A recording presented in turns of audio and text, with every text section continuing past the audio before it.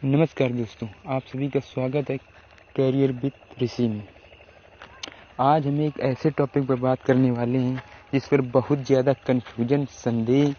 और विवाद की स्थिति है और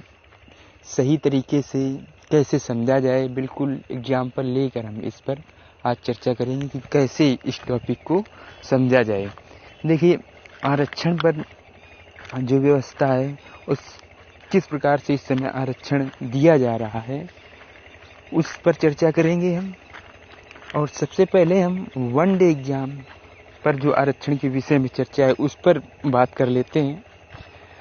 जैसे कि आपका कोई भी एग्ज़ाम, वन डे एग्ज़ाम ले लीजिए, उसके बाद हम अदर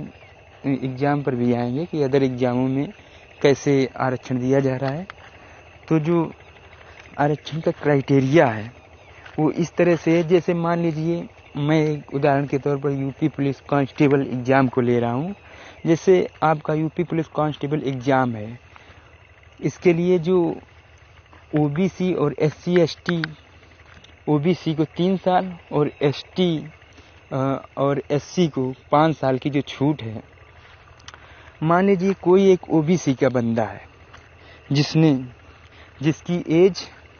जनरल की एज आप लोगों को पता है कि 18 से 23 साल थी इस बार वैकेंसी में,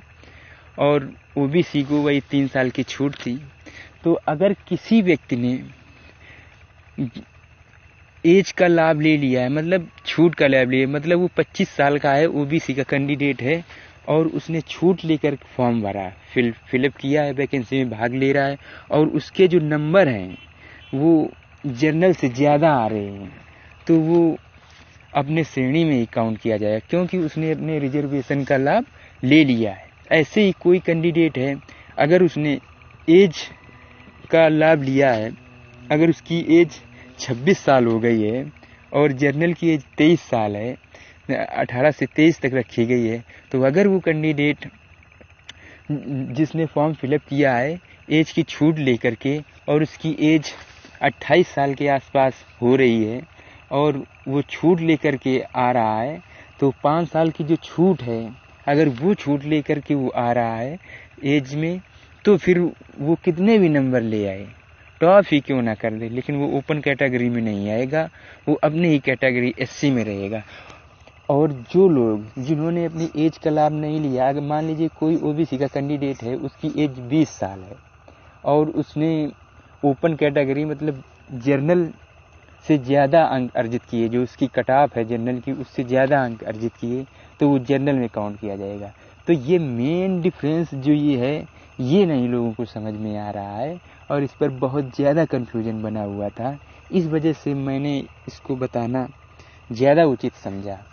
अब बात कर लेते हैं जो अदर एग्ज़ाम है, जैसे समीक्षा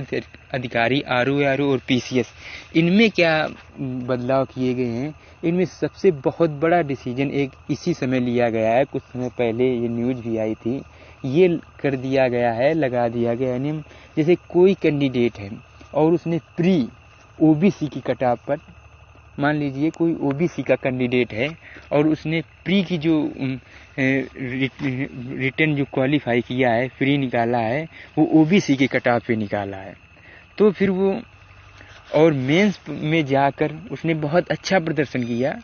और इंटरव्यू भी बहुत अच्छा प्रदर्शन किया और जनरल से ज़्यादा कट ऑफ लेकर आ गया, तो वो भी बंदा अपनी श्रेणी में ही काउंट किया जाएगा, ओबीसी में ही, क्योंकि उसने जो प्री निकाला था वो अपने आरक्षण के दम पर निकाला था ना।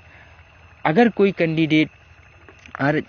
जो कट ऑफ है प्री में ही जनरल से ज़्यादा नंबर ला रहा है, प्री में ही ज़्यादा नंबर ला रहा है जनरल से,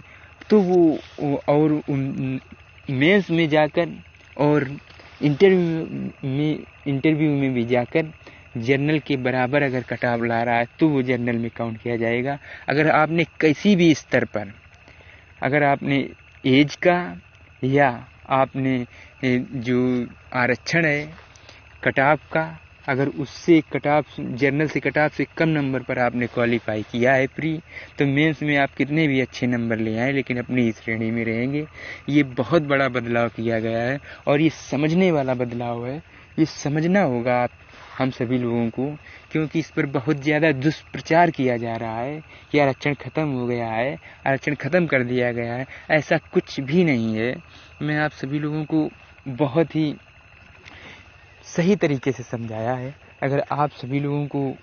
इसमें कुछ भी डाउट है, अगर ना समझ में आया हो, तो कृपया कमेंट करें। हम आपके जो संदेह है उसको दोबारा फिर वीडियो बना करके विस्तार से टाइम लेकर के आप लोगों को समझाएंगे। तो ये एक बहुत ही बड़ा मुद्दा था जिस पर मैंने चर्चा की। आप सभी लोगों से रिक्वेस्ट है कि अगर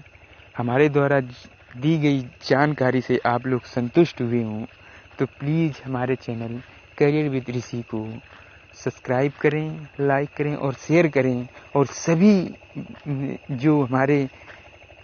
आने वाली वैकेंसी में पार्टिसिपेट करने वाले हैं उन सभी को ये जानकारी होनी बहुत आवश्यक है। तो सभी तक ये इस वीडियो को फैला दें जिससे सभी को सही जानकारी पहुंच सके। तो मिलते हैं अगली वीडियो में, तब तक के लिए जय हिंद साथियों।